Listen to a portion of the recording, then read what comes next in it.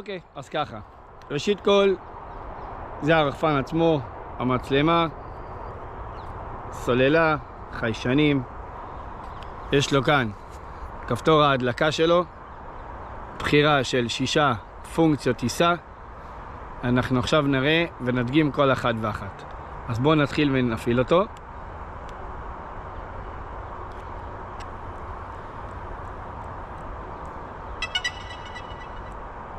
צליל שהוא מוכן.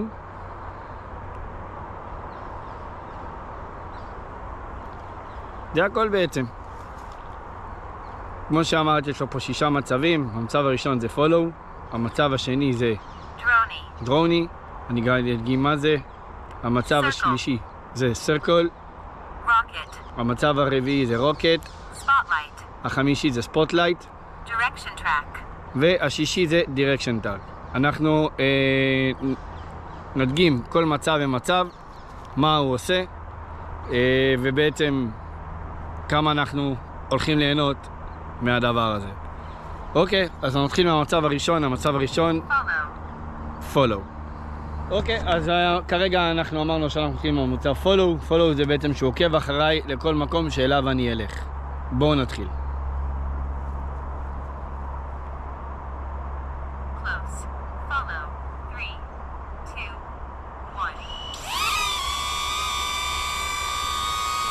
אוקיי, זה המצב שבו הוא נמצא קרוב אליי. כמובן יכול להגדיר את זה, נראה איך אנחנו מגדירים בהמשך דרך האפליקציה.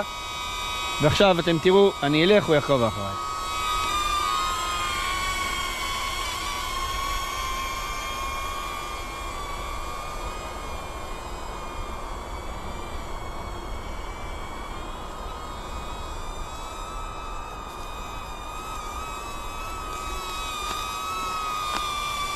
כמו שראיתם, הוא נמצא ממש מאחוריי, לכל מקום שאלך, הוא יגיע. זה מצב הפולו. אוקיי, אז המצב הבא הוא רוקט. רוקט זה מצב שבו הרחפן עולה לגובה כמה שאנחנו מגדירים לו, והוא מצלם לנו פשוט מלמעלה. המצלמה מתכוונת אוטומטית כלפי מטה ומצלמת אותנו. לאחר מכן שמסיים, הוא יורד חזרה לאותו מקום שממנו הוא המריא. בואו נראה את זה.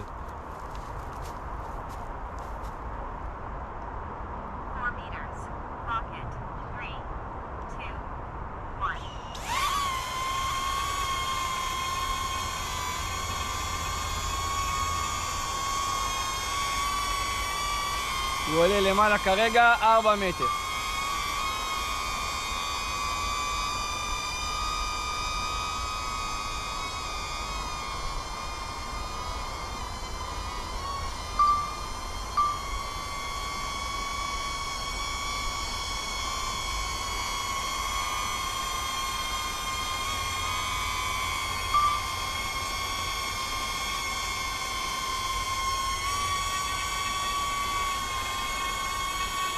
ברגע שמסיים, הוא מחכה לאישור ממני בעצם לפונקציה הבאה.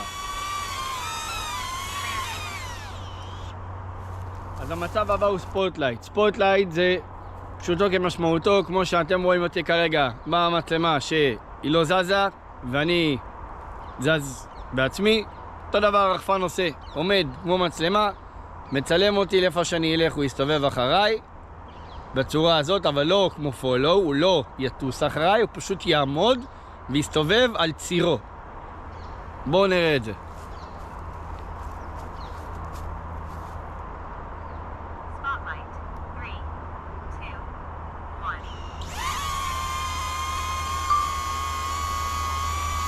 הוא מתביית עליי כאובייקט, תסתכלו, הוא פשוט לא זז.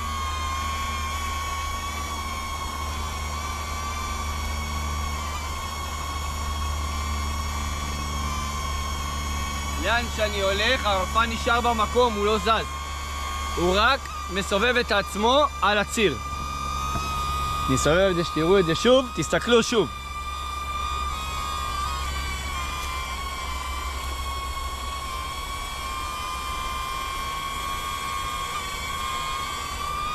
הוא נשאר במקום, שימו לב, המצלמה מכוונת אליי.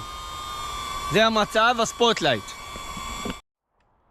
אוקיי, אז אנחנו מתקדמים למצב הבא כמו שאמרנו מקודם, והמצב הבא הוא דרוני.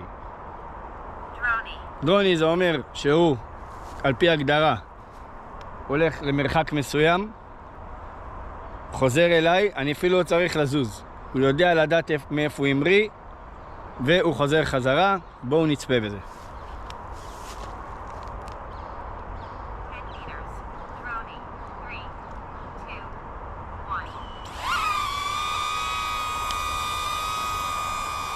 כמו שאתם רואים, הולך 10 מטרים והוא תקף יחזור.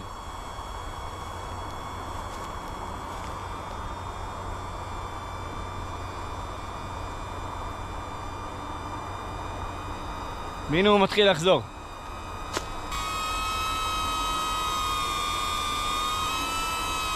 פה הוא סיים את הדרוני ונחיתה בכף היד. בצורה הזאת. אוקיי, המצב הבא הוא סירקל. סירקל זה שהוא טס מסביבי במעגל, הוא מסיים את המעגל, הוא חזר לאותה נקודה ממנה הוא המריא. בואו נראה את זה.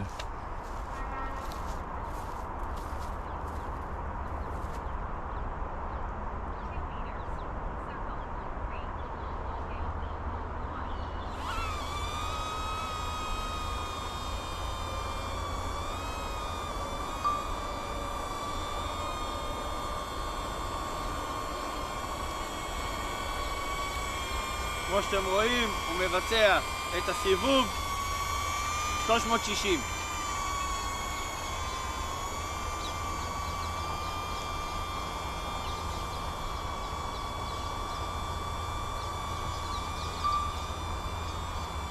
ואז הוא חוזר אליי בעצם להמשך פעולה.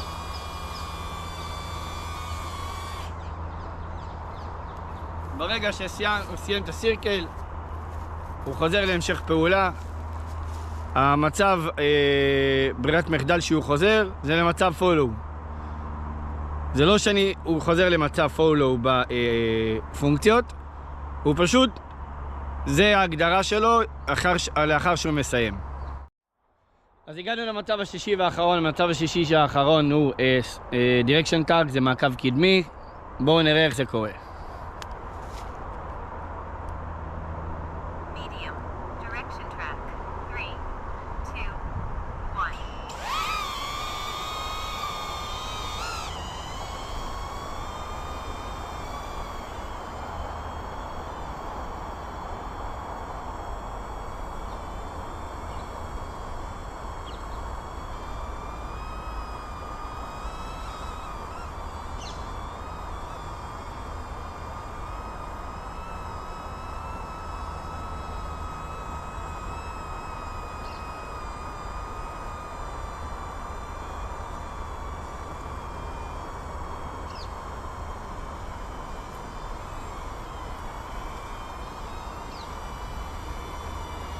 כמו שאתם רואים, סליחה שדרכתי מקודם, כמו שאתם רואים הוא כרגע מלפניי, הוא מצלם אותי מהפרונט.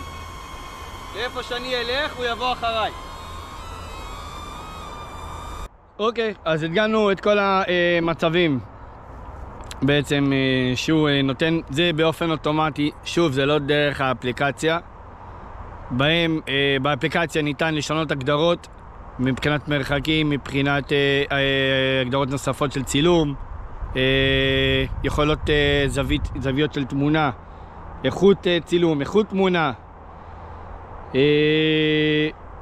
בעצם אני יכול להגיד לכם שהרחפן הזה הוא יחסית זול, הוא נותן תמורה בעד האגרה, הוא לא כמו המקצוענים האחרים שאתם מכירים.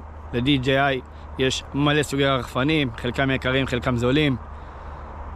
שוב, כל אחד בתקציב שלו, אבל אני יכול להגיד לכם שהוא עושה את העבודה ואתם תראו את זה בהמשך.